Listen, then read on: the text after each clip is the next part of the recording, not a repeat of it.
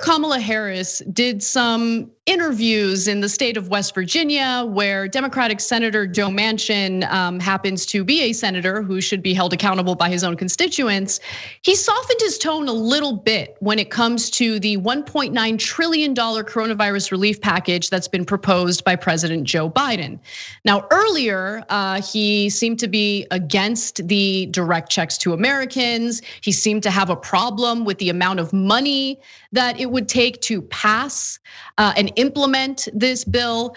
But now all of a sudden, he's changing his tune, but still trying to straddle a line. Watch the video and you'll see what I'm talking about. If it's 1.9 trillion, so be it. If it's a little smaller than that, and we find the targeted need, and that's what we're going to do. But I want it to be bipartisan. So if they think that they're going to we're going to throw all caution to the wind and just shove it down people's throat, that's not going to happen. Chuck Schumer said yesterday on the floor, he said, this is going to be a bipartisan process. We encourage a bipartisan process.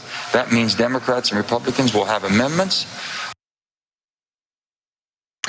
It is unlikely to be a bipartisan process, and one good sign of that is the fact that both Chuck Schumer and Nancy Pelosi have begun the process to pass the legislation through reconciliation, which would only require a simple majority in the Senate.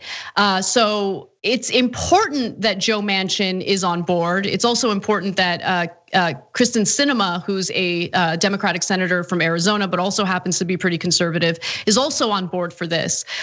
So the campaigning that Vice President Kamala Harris did in West Virginia in support of that bill, that $1.9 trillion relief bill, seems to have worked because Manchin did not like that she did that. He went on the record indicating as much.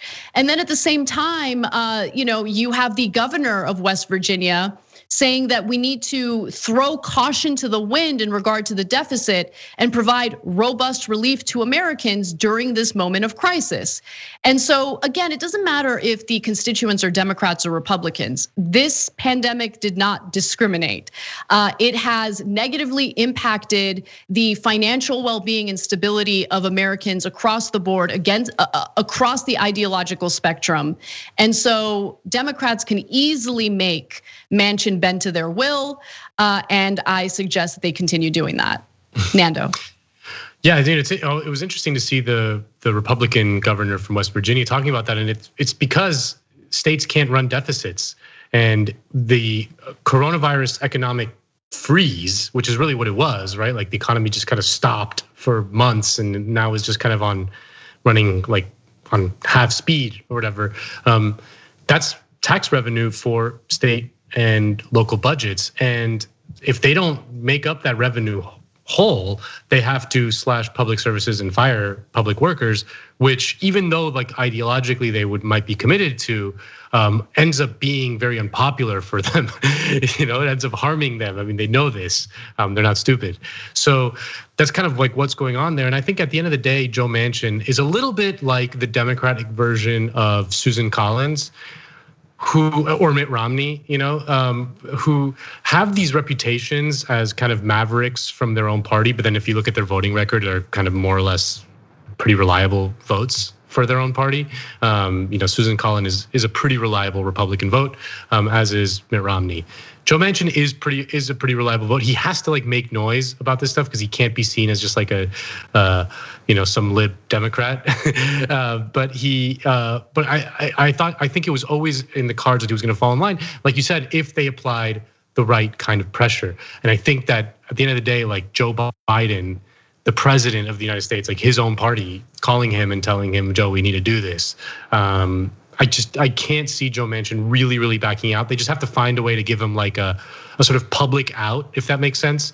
Some sort of thing that he can claim and save face and stuff. But he would end up falling in line. I mean, the annoying thing about all this thing is that it's just wasting time, really. Yes. When relief is desperately needed. And it's not just relief to people who are suffering, but like literally just money to get the vaccine rolled out. I mean, if you want to talk about bipartisan commitment to something, you would think of appropriated money to a vaccine rollout would be just at the top of the agenda because everybody wants that vaccine. Outside of like the kooks, everybody wants that vaccine. So the quicker they can get it, the better, and they need money to do that. So that's what's like annoying about all this. But I think at the end of the day, like Manchin was always going to end up probably falling in line, especially if the rest of the party, like if there were like 10 or 12 senators who weren't falling in line, he would absolutely be one of them. But if he was the deciding vote, I don't think he would blow up the Biden administration by himself.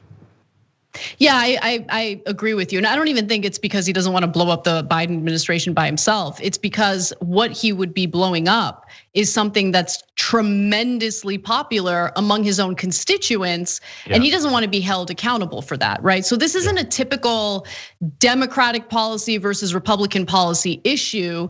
This is really about a policy that, again, resonates with people and is supported by Americans across the board, regardless of political ideology. And it's because, again, it doesn't matter if you're a Democrat or Republican, this pandemic has really hurt the livelihoods of Americans. And so they want relief, they desperately need relief, and they certainly deserve it. Thanks for watching The Young Turks, really appreciate it. Another way to show support is through YouTube memberships. You'll get to interact with us more. There's live chat emojis, badges. You've got emojis of me, Anna, John, JR. So those are super fun. But you also get playback of our exclusive member-only shows and specials right after they air. So all of that, all you gotta do is click that join button right underneath the video. Thank you.